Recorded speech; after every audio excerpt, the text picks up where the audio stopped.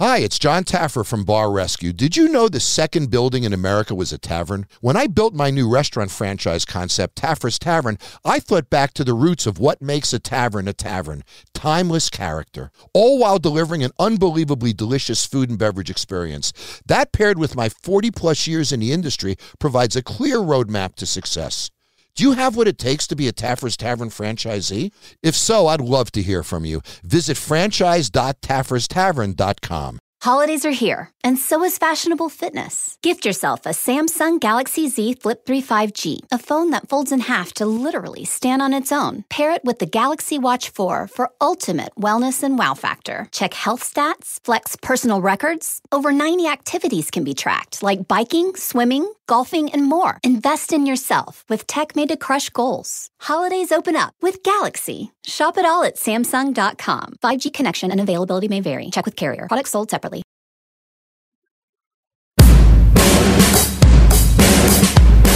Hey everyone, this is the Almost World Podcast. Bringing to you mind-blowing interviews with guests from all over the world. So settle down, relax, and enjoy the show.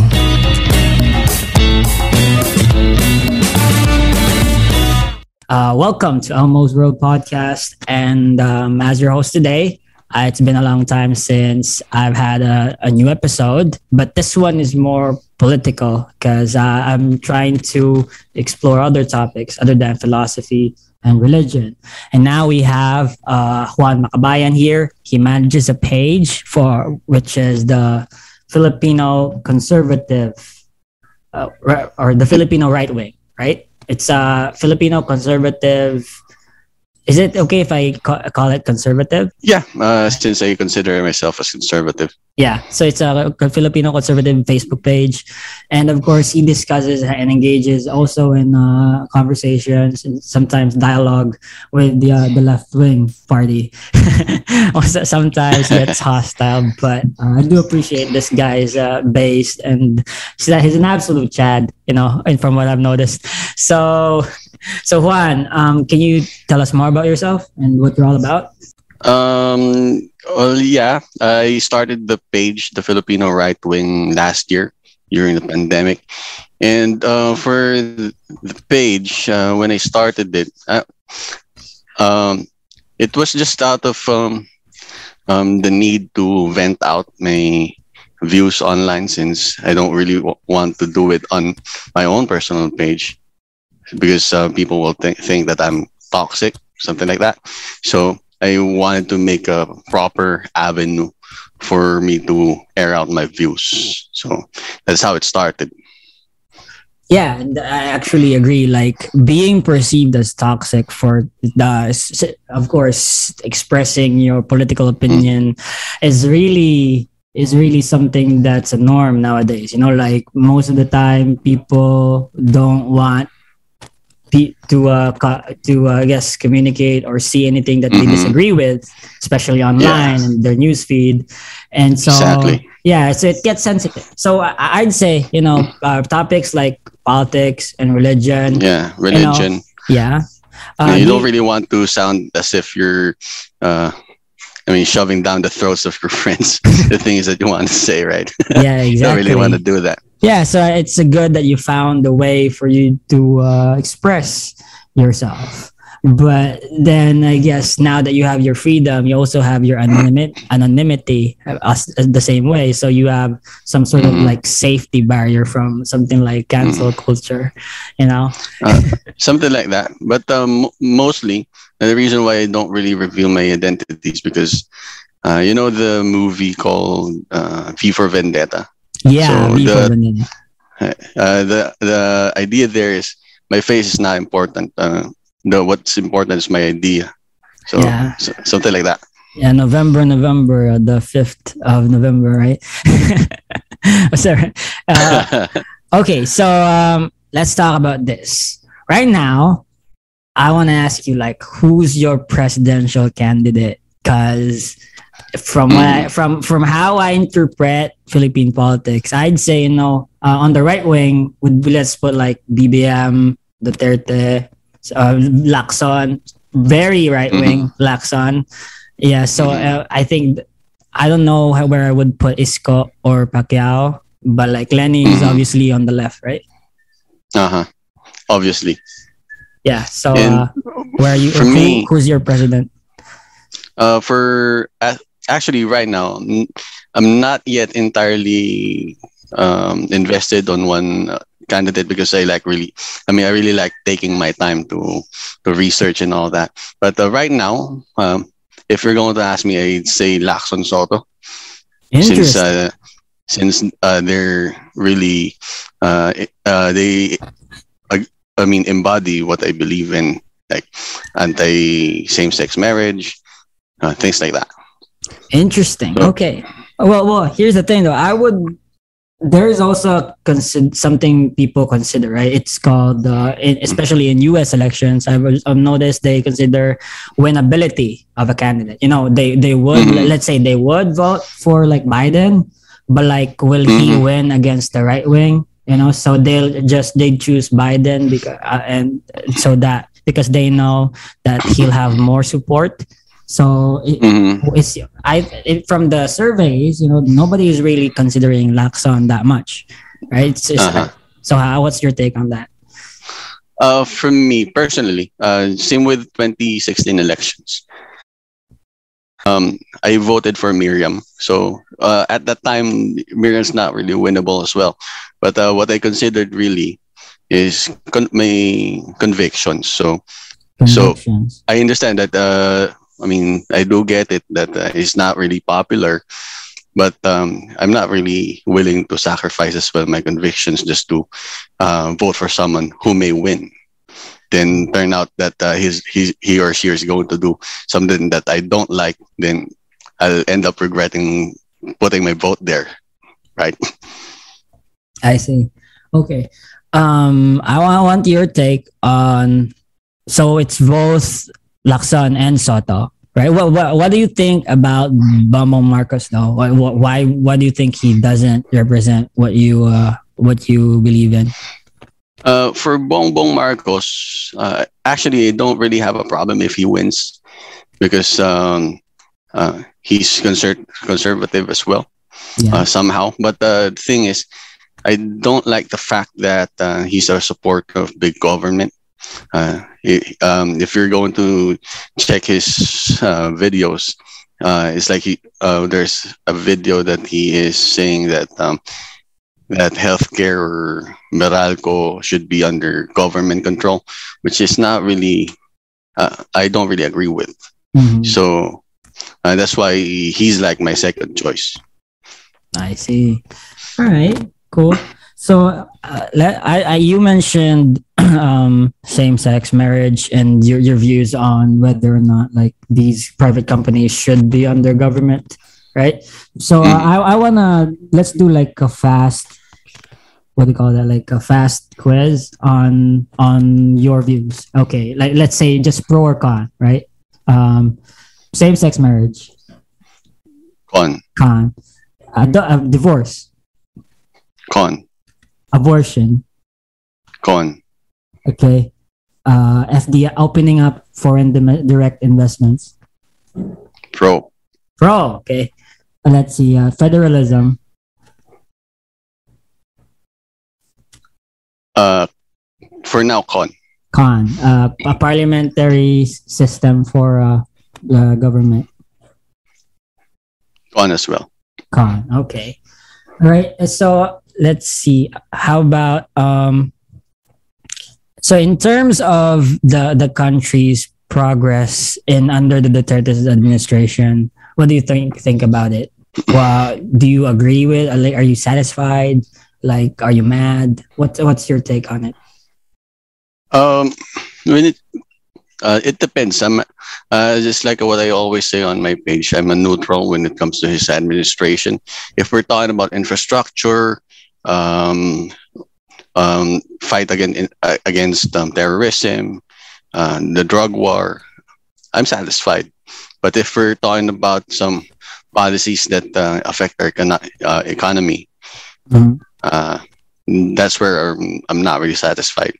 Let's say, for example, the Free Tuition Act or the universal healthcare. Don't really agree with those things. Can you tell me why you don't agree? I mean, universal healthcare seems to be, of course, it's a very socialist policy, right? But at a bare minimum, I think it is pretty useful for most of the citizens, especially lower class and middle class. The problem about that is it's really not sustainable. What it will just do is cause for taxes to get higher and higher. For example, the first on its first year for universal healthcare, the budget's like more than 200 billion pesos on its first year alone, and that's expected to grow because population is growing. So it's not really sustainable. In fact, as early as last year, or actually couple of years ago, it's already affecting our OFWs. Like they're required to pay about, if I remember correctly, 1% of their gross, not net, but gross income. That's on top of all the things that they're already paying. So that's why I don't really like it. But if we're going to have a concession, like a middle ground, I'd say that limit it to people who actually deserve it, like people who are disabled, the elderly, the children from orphanage, because those people are really, in need of help, right? So for in that case, I'm willing to have a middle ground with that demographic because of their circumstances. But if we're talking about the normal Filipino who is not really sick, who has, full bodily capability, I don't think the people should shoulder that. I see. Well, in the same way, would you have the same opinion on the 4Ps, where Yes. Pantawid Pamilya program? I don't support that as well. If you can see, you can just watch the news, right? There are documented cases where people from the poorest of the poor class are not really using the money for things that would help them alleviate their situation, but most of the time they use it for gambling, for drugs. The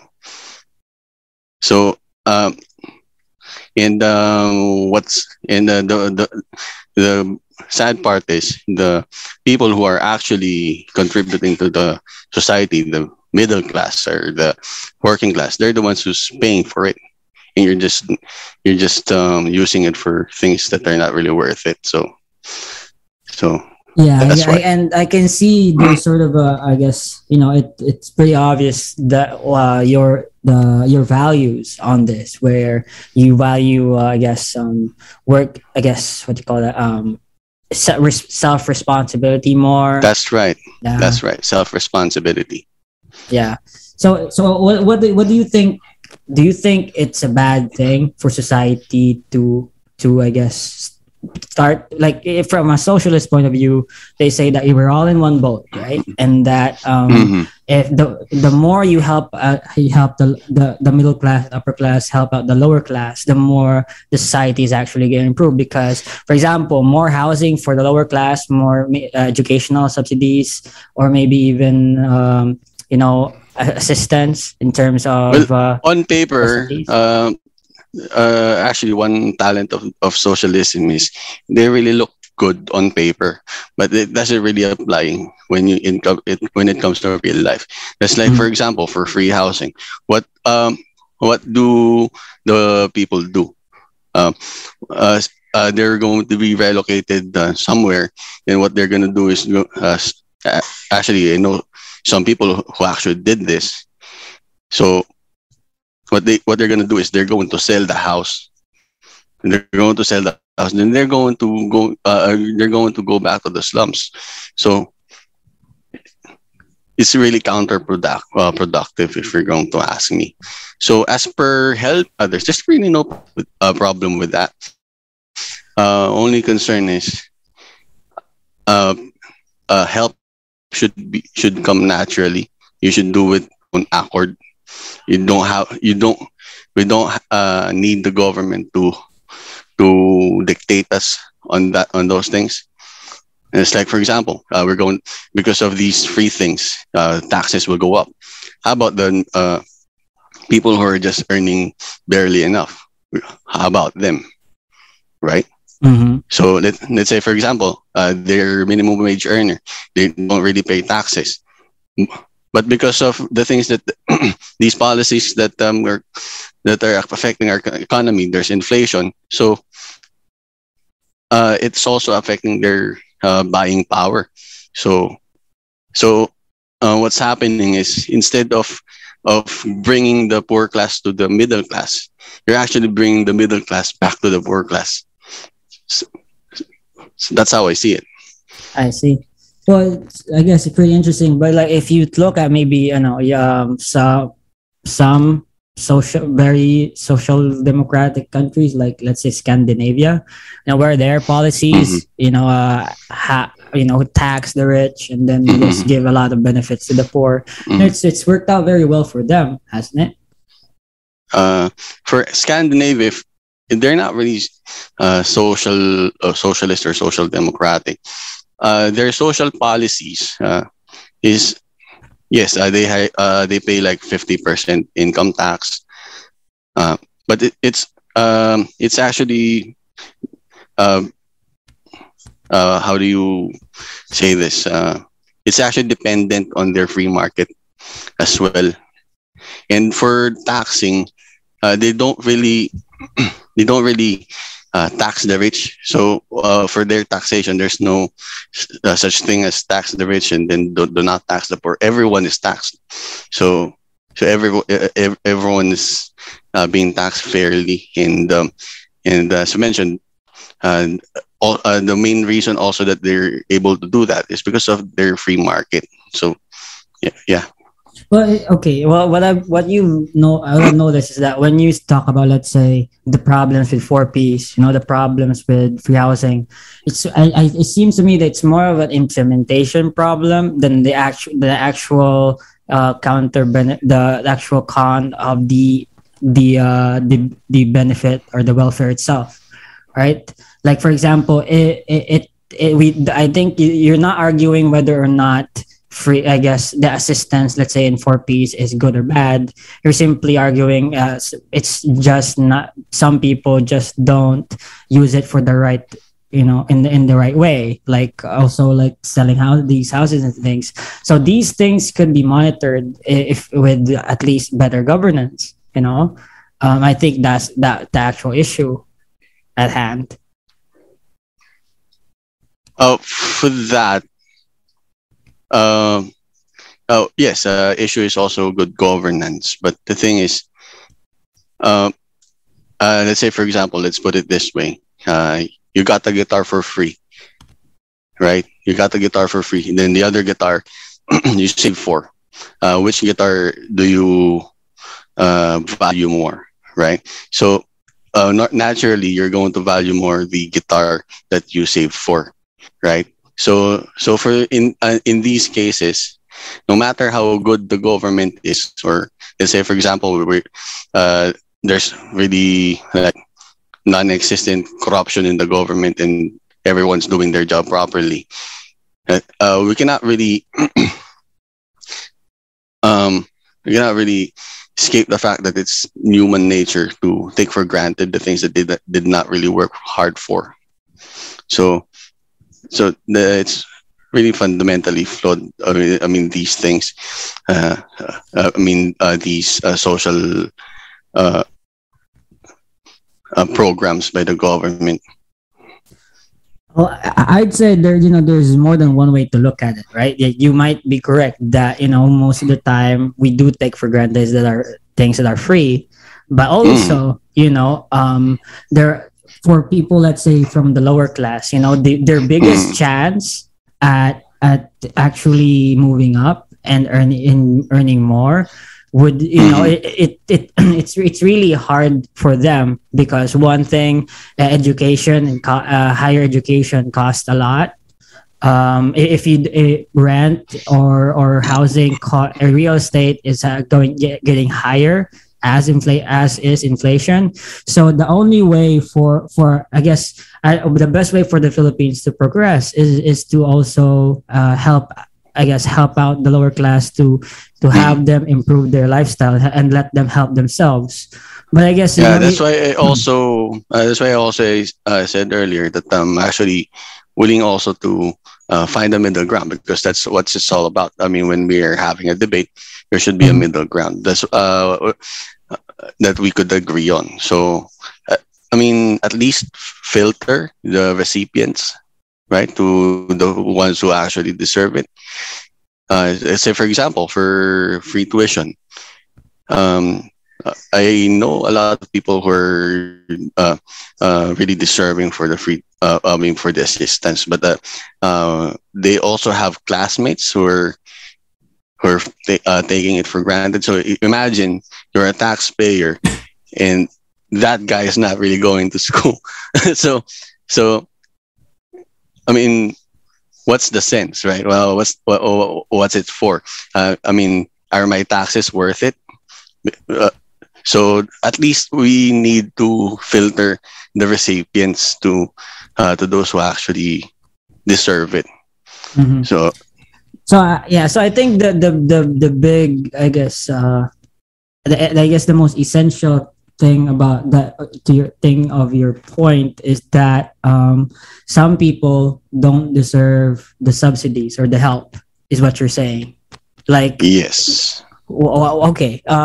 What's the difference between someone who deserves the help from the taxes to someone who doesn't? What's your sort of criteria there?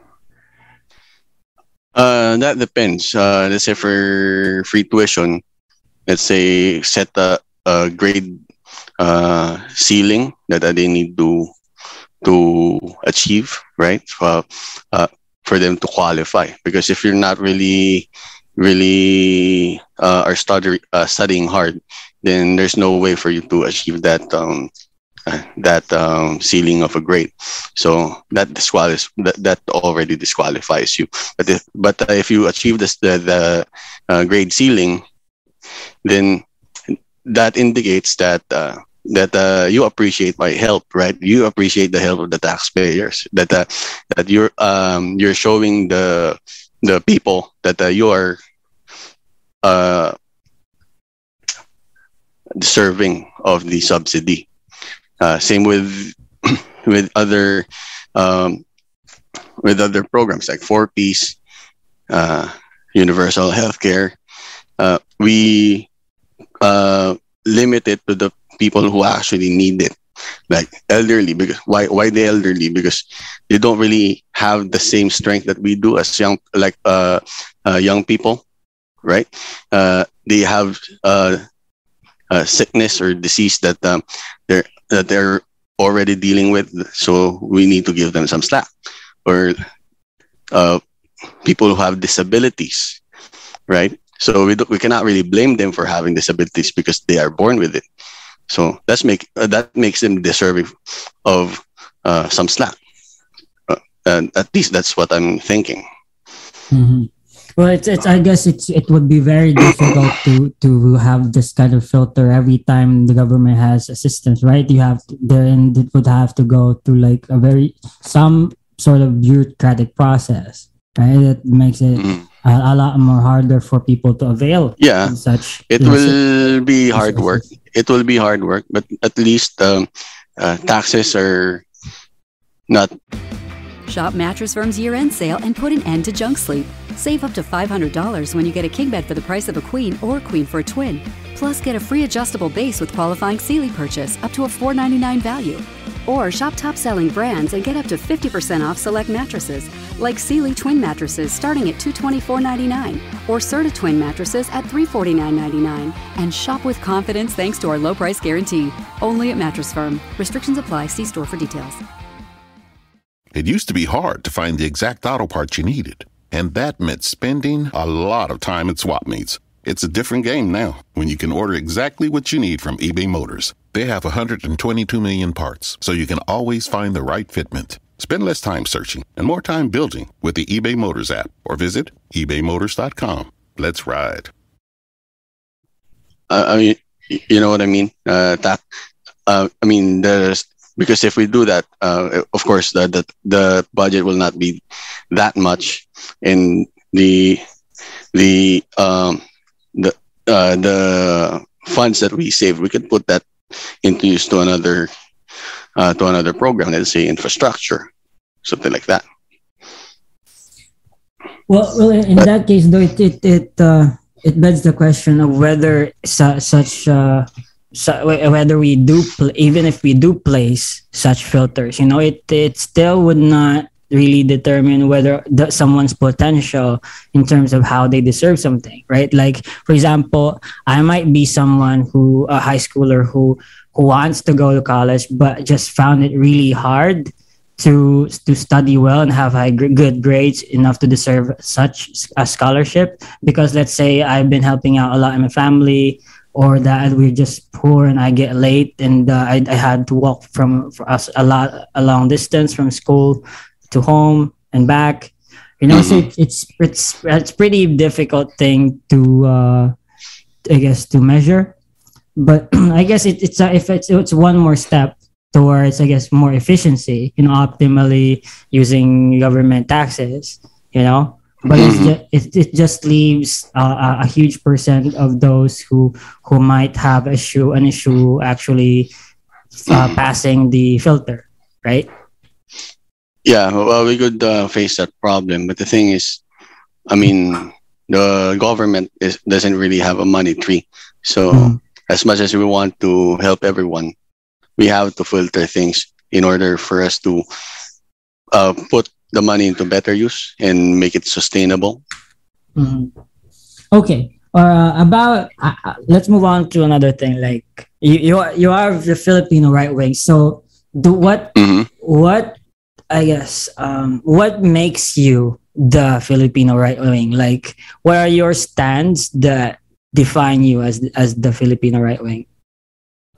What do you mean stands? Okay, stands, like my position. beliefs. Yeah, beliefs. Yeah. Position.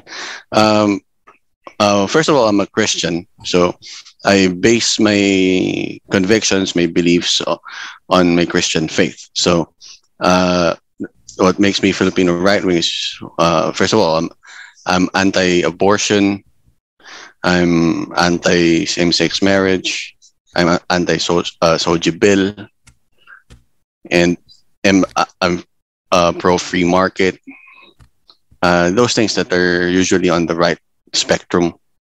How about in terms of our libertarianism and authoritarianism? Like, are you on which side are you on? I'd say I'm on libertarian side. Okay. Personally, I consider myself a center right, but it doesn't really sound good in the ear if we're going to name the page Filipino Center Right, right? Yeah. Okay. Well, in terms of same-sex marriage, though, you mentioned, if you're a libertarian, right, it means less government and government having, less involvement in what you what you can or can't do.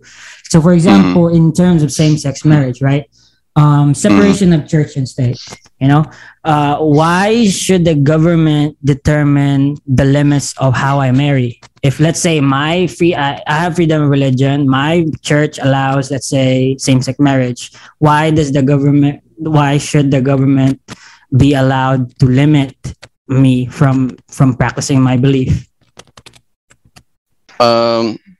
Because for this one, aside from the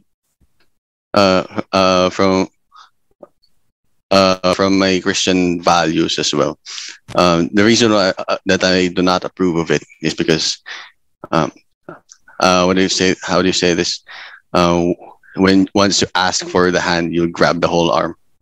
So Okay. I believe that's like something. It's something like that. It's like a gateway drug that you will ask for this, then A afterwards. gateway drug. Okay. Mhm. To So what?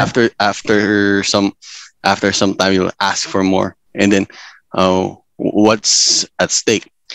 The morality of the country, right? So, yes, I value freedom, but I value morality more. So what Christian does that morality. mean? What does that mean? Like, what is the worst case scenario to what, let's say, the LGBT community would request? Like, what is the worst thing that they would ask the government, or for a kind of freedom they would ask the government for if they do get the same-sex marriage law? I mean, you can just look at the West right now.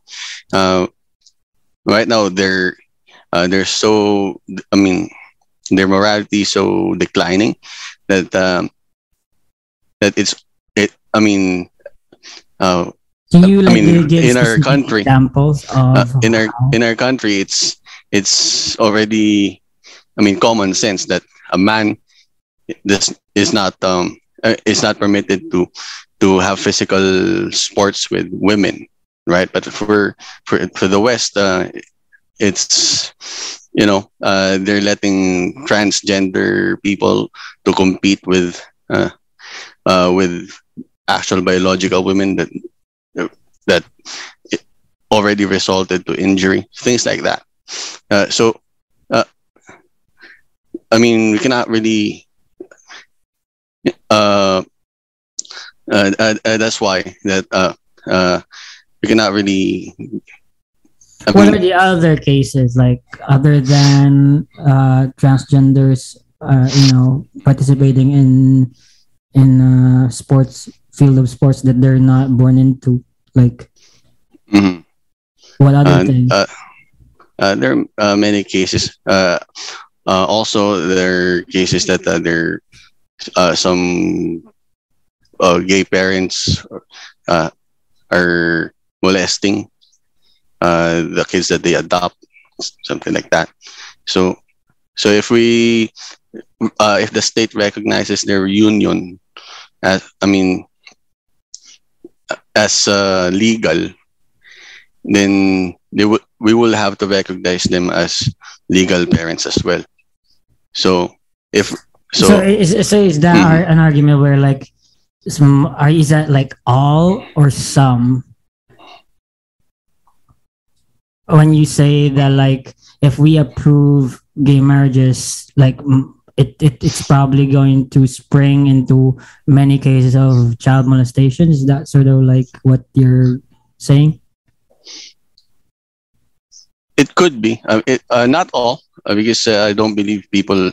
I mean, 100% of gay people are like that, but it could lead to that, and also them indoctrinating the kid. I mean, yes, they're saying that they're naturally that way, but if let's say, for example, they're going to be adoptive parents, they're most likely they're going to influence the kid on their lifestyle. So I don't really approve of that. I see. Okay.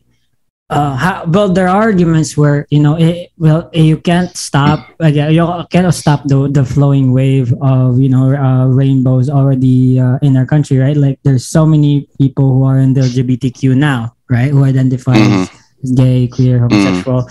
So, but the thing though is, like, if they are given the opportunity to like have a legal union recognized by the state, wouldn't it actually lead to something at least to a lifestyle which is actually more solemn and more, I guess, sacred? Because, for example, instead of having a lifestyle where they just have a live-in, or they go from one guy to another, or a person to another, instead they have they stick with one person, and start something they value, like a family, right? Shouldn't they? Do you think they don't deserve that kind of opportunity or freedom? Okay, so with that, Mm-hmm. actually, some conservatives are considering gay union, but for me, as a Christian, since in the Bible it's sin, I don't. That's the main reason why I do not approve that, because that's what my faith is uh, dictating, and also, as I mentioned, it's like a gateway drug. So if we give them your hand, they'll probably ask for your whole arm years later. So instead of letting letting it happen, that's why we stand against it, because we as conservatives, we want to conserve the moral values of the country. Okay. Although sometimes it seems like a losing fight. Yeah. Most of the time, actually. Let's talk about, let's say, divorce. We already have annulment and legal separation, right? But like, why not divorce then? It's actually, it saves people. It's more convenient. It's cheaper.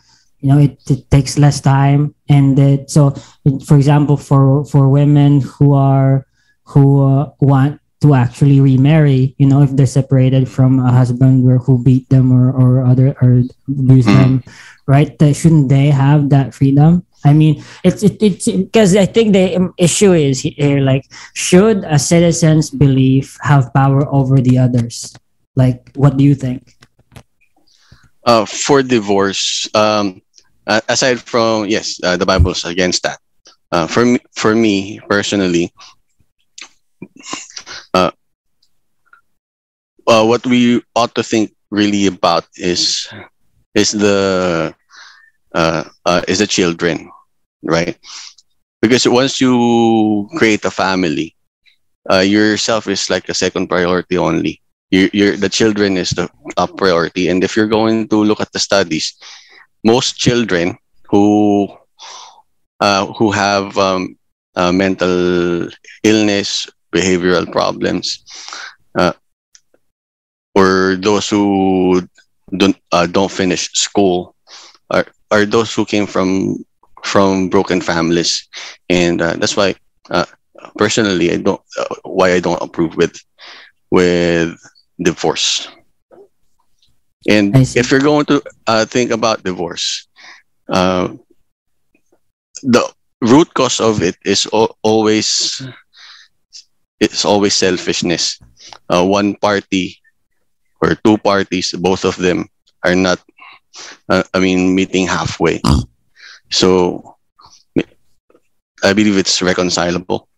Well, by your reasoning though, like you're saying, we should not allow married couples to legally separate or to have a divorce, so that they'll still stick together for the kids.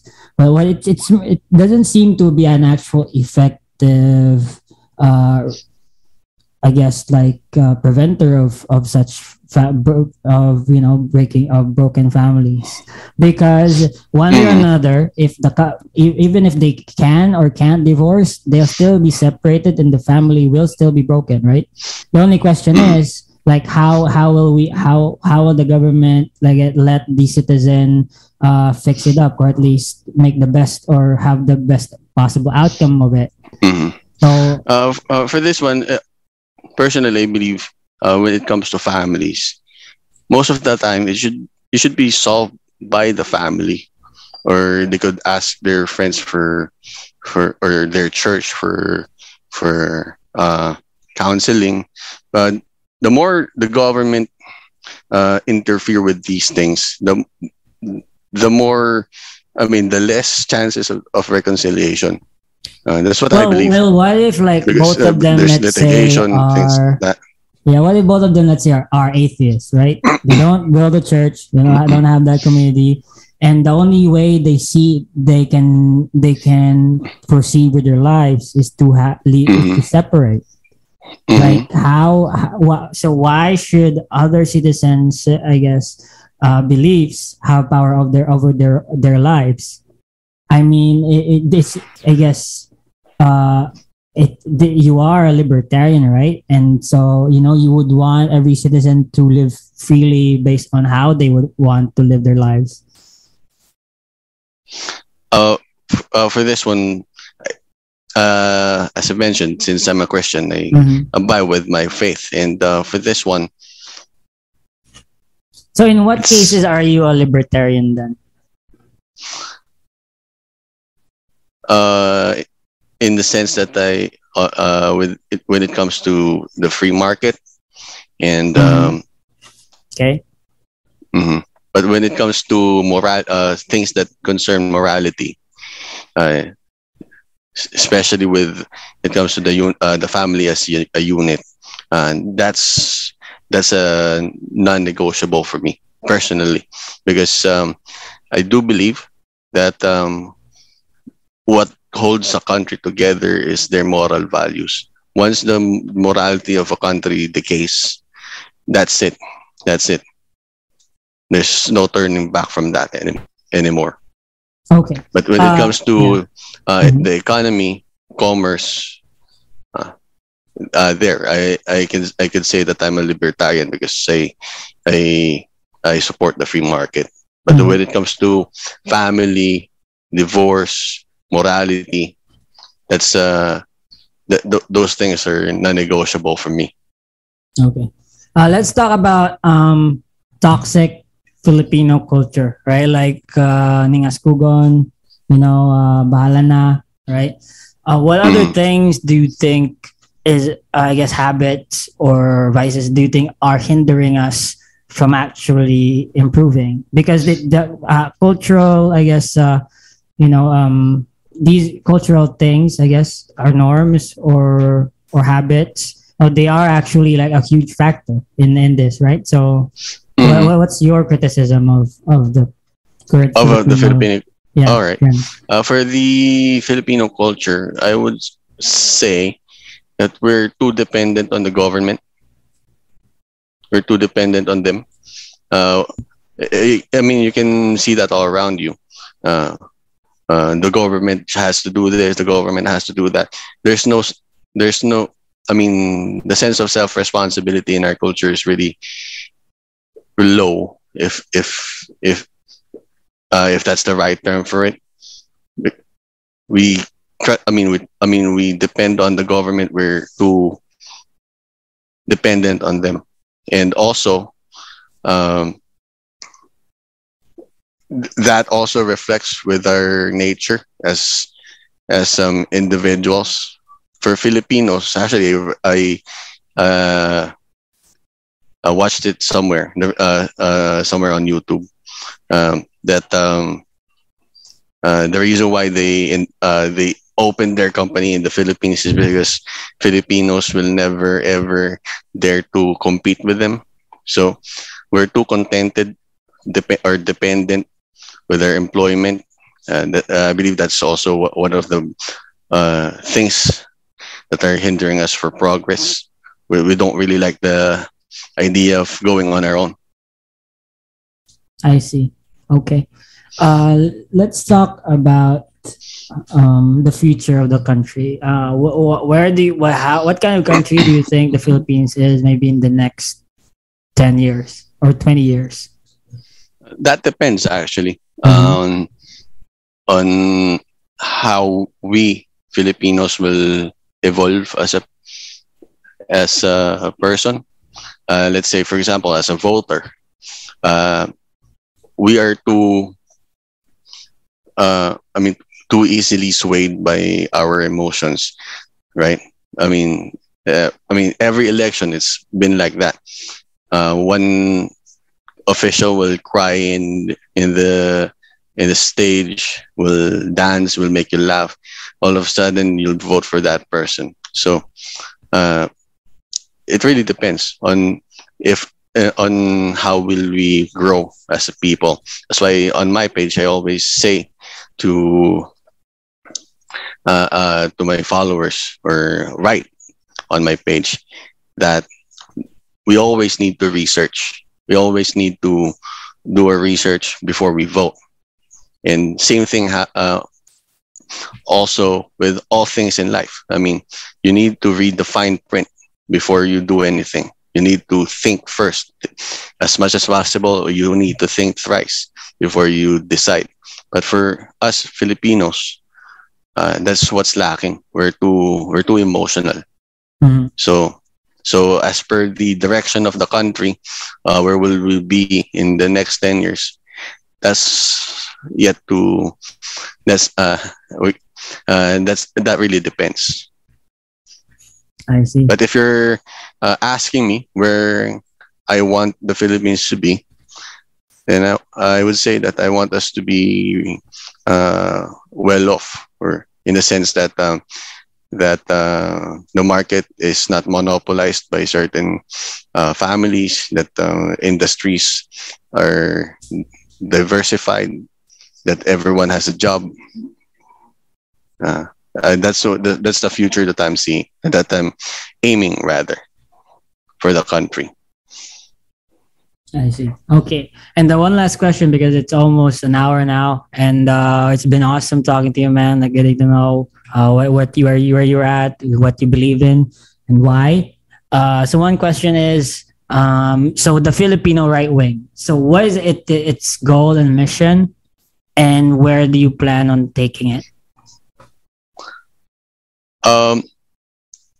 For the Filipino Right Wing, the goal is to enlighten people, and on the importance of a strong military, the why the free market is necessary, the importance of discipline, things like that. And as per the future of the page, actually allied myself with the coalition of conservatives. They're like admins of other conservative pages. We're aiming to in the future grow the coalition to an official party, something like that. Before I was really skeptical to be honest, but right now I think it's going good. I think there's actually light in the tunnel that's gonna happen. All right, awesome. And well, is there anything you wanna promote, man? Like Juan Makabayan. Well, if you guys are listening, just please visit the Filipino Right Wing on Facebook, so you can search it up, like, follow. Yeah. Do you have any other social media you wanna promote? None. That's my only page. Actually, I'm not really fond of social media. The only thing I got is my personal page and the Filipino Right Wing page. That's it.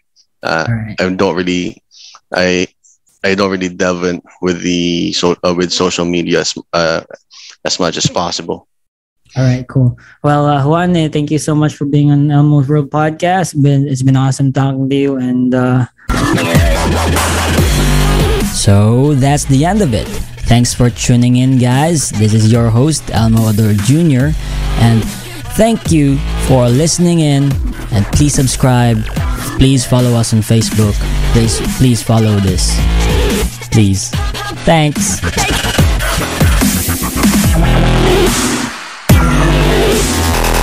The skills and credentials you need for the career you want are within reach at University of Maryland Global Campus. An accredited state university, UMGC offers online courses, personalized advising, lifetime career services, and more. Visit umgc.edu/podcast. If you're a movie collector, you need Movies Anywhere. It pulls your favorite purchase movies from participating digital retailers into one central place, so you can finally say goodbye to scattered movie collections and hello to an organized library. With Movies Anywhere, you can watch your favorite movies on any compatible device, whenever and wherever you want. Ready to grow and enjoy your digital collection? Visit moviesanywhere.com/welcome and register for free. Registration with Movies Anywhere required. Open to U.S. residents 13 and over.